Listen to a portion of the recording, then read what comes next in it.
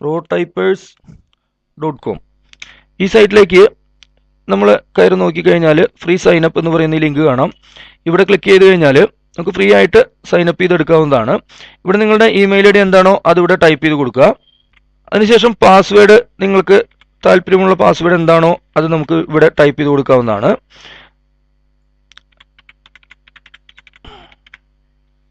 അതിനുശേഷം നിങ്ങളുടെ പേരെന്താണോ അതിവിടെ ടൈപ്പ് ചെയ്ത് കൊടുക്കേണ്ടതാണ്. അതിനുശേഷം നമുക്ക് ഏത് രീതിയിലുള്ള പേയ്മെൻറ്റ് മെത്തേഡാണോ വേണ്ടത്, നമുക്കിവിടെ പേയ്പാൽ എന്ന് പറയുന്ന ഈ പേയ്മെൻറ്റ് മെത്തേഡ് വേണമെങ്കിൽ നമ്മളിവിടെ ക്ലിക്ക് ചെയ്ത് കൊടുക്കേണ്ടതാണ്.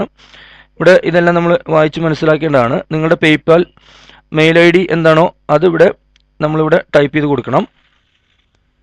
നമ്മളത് ഇവിടെ ടൈപ്പ് ചെയ്ത് കൊടുത്തതിന് ശേഷം ഇവിടെ കാണുന്ന ഈ ക്യാപ്ച നമ്മളിവിടെ ടൈപ്പ് ചെയ്ത് കൊടുക്കേണ്ടതാണ്.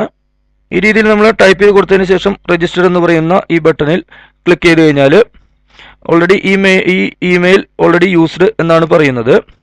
നമുക്ക് മറ്റൊരു ഇമെയിൽ ഉപയോഗിച്ചുകൊണ്ട് വേണം കയറാനായിട്ട്. ഈ രീതിയിൽ നമ്മൾ ക്ലിക്ക് ചെയ്ത് കഴിഞ്ഞാൽ നമുക്ക് ഇത്തരത്തിലുള്ളൊരു വിൻഡോ ആണ് നമുക്ക് വരുന്നത്. ഈ വിൻഡോയ്ക്കകത്ത് നമ്മുടെ ട്യൂട്ടോറിയൽ വളരെ വ്യക്തമായിട്ട് കൊടുത്തിട്ടുണ്ട് ഏത് രീതിയിലാണ് വർക്ക് ചെയ്യേണ്ടത്. ഇത് വളരെ വ്യക്തമായിട്ട് നമുക്ക് മനസ്സിലാക്കേണ്ടതാണ്. നമ്മൾ ചെയ്ത് നോക്കണം.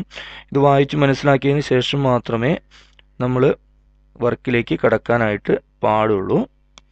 നമുക്ക് സ്റ്റാർട്ട് വർക്ക് എന്ന് പറയുന്ന ഈ ലിങ്കിൽ നമ്മൾ ക്ലിക്ക് ചെയ്യുകയാണെങ്കിൽ നമുക്കിങ്ങനെ ഒരു ക്യാപ്ച വരുന്നുണ്ട്. ഈ ക്യാപ്ച നമ്മളിവിടെ ടൈപ്പ് ചെയ്ത് കൊടുക്കേണ്ടതാണ്.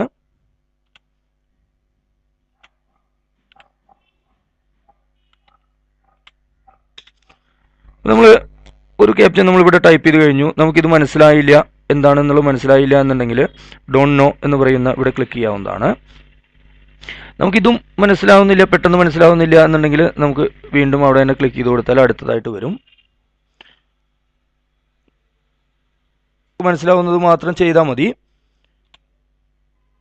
PJFSPE ഇവിടെ ക്ലിക്ക് ചെയ്തതിന് ശേഷം സബ്മിറ്റ് ആൻഡ് പോസ്റ്റ് നമ്മളിവിടെ ക്ലിക്ക് ചെയ്ത് കൊടുത്തു.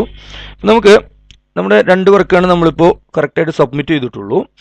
നമുക്ക് അതിൻ്റെ ഡീറ്റെയിൽസ് കാണണം എന്നുണ്ടെങ്കിൽ സ്റ്റാറ്റിസ്റ്റിക്സ് എന്ന് പറയുന്ന ഇവിടെ ക്ലിക്ക് ചെയ്താൽ അതിൻ്റെ ഡീറ്റെയിൽസ് നമുക്കിവിടെ കാണാവുന്നതാണ്.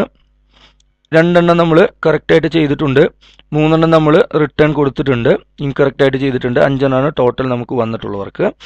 അപ്പോൾ ഇത് 10 മിനിറ്റിന് ശേഷമാണ് ഇവിടെ നമുക്ക് അതിൻ്റെ കറക്റ്റായിട്ടുള്ള ഡീറ്റെയിൽസ് നമുക്ക് വരാനായിട്ട് പറ്റുന്നത്.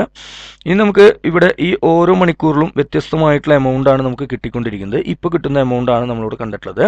1000 ക്യാപ്ച ടൈപ്പ് ചെയ്യുന്നതിൻ്റെ ഭാഗം, 1000 ഇമേജ് ടൈപ്പ് ചെയ്യുന്നതിൻ്റെ ഭാഗമായിട്ട് $0.75 ആണ്. ഏകദേശം ഒരു 60 വേർഡൊക്കെ ഒരു മണിക്കൂറിൽ ടൈപ്പ് ചെയ്യുന്ന വ്യക്തികളാണെങ്കിൽ, ഒരു മിനിറ്റിൽ ടൈപ്പ് ചെയ്യുന്ന വ്യക്തികളാണെങ്കിൽ നല്ല രീതിയിലുള്ള ഒരു ഇൻകം ഉണ്ടാക്കാവുന്ന ഒരു സൈറ്റാണ്. ഇതിനു വേണ്ടി നമുക്ക് നമ്മുടെ പേപ്പാൽ അക്കൗണ്ടും അതുപോലെ ബാങ്ക് അക്കൗണ്ടൊക്കെ നമുക്ക് ഇവിടെ കൊടുക്കേണ്ടതുണ്ട്. ഇനി നമുക്ക് നമ്മുടെ പ്രൊഫൈൽ ആൻഡ് പേയ്മെൻറ്റ്സ് ഇവിടെ ക്ലിക്ക് ചെയ്യുകയാണെങ്കിൽ നമ്മുടെ പേയ്മെൻറ്റ്സ് എത്രയാണെന്നുള്ളത് നമുക്ക് കാണാൻ കണ്ടു. $0.0015 ആണ് ഇപ്പോൾ ഓൾറെഡി ഈ സമയം കൊണ്ട് നമ്മളിവിടെ ടൈപ്പ് ചെയ്തെടുത്ത്. ഇപ്പോഴത്തെ റേറ്റിംഗ് എത്രയാണ് എന്നുള്ളത് നമുക്ക് ഇവിടെ കാണാനായിട്ട് സാധിക്കും. നമ്മുടെ ഡീറ്റെയിൽസ് എല്ലാം ഇവിടെ കൊടുത്തിട്ടുണ്ട്. നമ്മുടെ പേയ്മെൻറ്റ് മെത്തേഡൊന്നും നമ്മളിവിടെ കൊടുത്തിട്ടില്ല.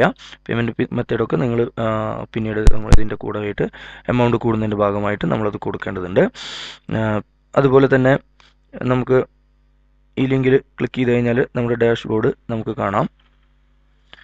ഇവിടെ നമുക്ക് ഓരോ വർക്കിൻ്റെ ഡീറ്റെയിൽസും എല്ലാ ലിങ്കുകളും നമ്മൾ ഈ രീതിയിൽ ടേംസ് ആൻഡ് കണ്ടീഷൻസ് ആക്സെപ്റ്റ് ചെയ്യുന്ന ഇതിൻ്റെ മുറയായിട്ട് നമ്മളുടെ പേയ്മെൻറ്റിനുള്ള മെത്തേഡ്സൊക്കെ നമ്മളിവിടെ ടൈപ്പ് ചെയ്ത് കൊടുക്കണം. ഈ രീതിയിലാണ് ഈ സൈറ്റിലേക്കുള്ള വർക്കുകൾ നമുക്ക് ചെയ്ത് സബ്മിറ്റ് ചെയ്യാനായിട്ട് സാധിക്കുന്നത്.